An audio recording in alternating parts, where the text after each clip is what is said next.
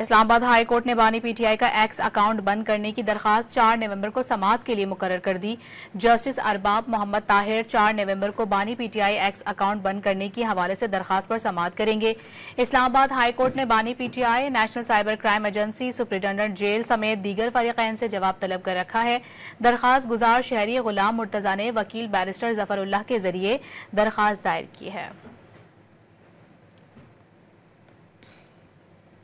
Islamabad high court ने बानी PTI का एक्स अकाउंट बंद करने की दरखास्त 4 नवंबर को समाअत के लिए मुकर्रर कर दी। जस्टिस अरबाब मोहम्मद ताहिर 4 नवंबर को बानी पीटीआई एक्स अकाउंट बंद करने के हवाले से दरखास्त पर समाअत करेंगे।